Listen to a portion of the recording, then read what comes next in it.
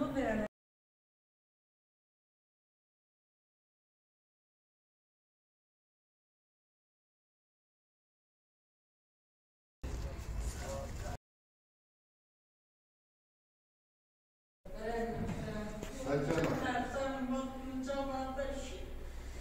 Burada istence senin yalnız bırakmadı.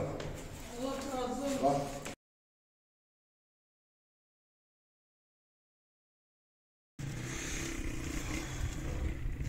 Hayırseverlerin vermiş olduğu yardımları Elazığ Umut Kervanı olarak yardım çalışmalarımıza devam ediyoruz.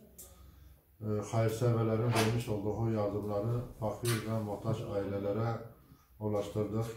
Gıda, ayakkabı, giyim ve kırmızı et olmak üzere toplamda 120 aileye yardımlarımızı ulaştırdık.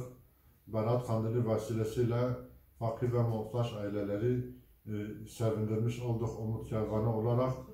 Rabbim bu hayırları Elazığ Umut Kervanı üzerinden fakir ve muhtaç ailelerine ulaştıran hayırseverlerimizden razı olsun.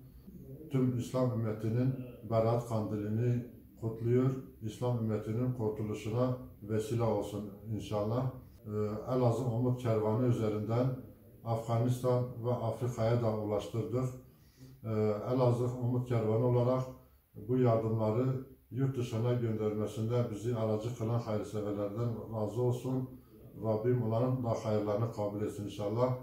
Umut Kervanı Vakfı yetkilileri olarak şu anda Afganistan'da yakacak odun, gıda ve ekmek dağıtımına devam ediyorlar.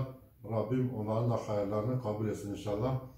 Bildiğimiz gibi önümüzde Ramazan ayı vardır.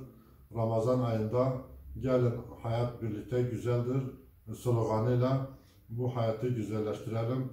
Fakir ve muhtaç aileleri sevindirelim. Hayırseverler yapacakları yardımlarda Elazığ Umut Kervanı'nı tercih etsinler. Elazığ Umut Kervanı'nı aracı kılsınlar. Bize verecekleri yardımları şeffaflık ilkesi çerçevesinde fakir ve muhtaç ailelere ulaştıracağız inşallah. Bu yardımların ulaşmasında emeği geçen Umut Kervanı üye ve gönüllerine de ayrıca teşekkürlerimizi iletiyoruz. Rabbim hepinizden razı olsun inşallah.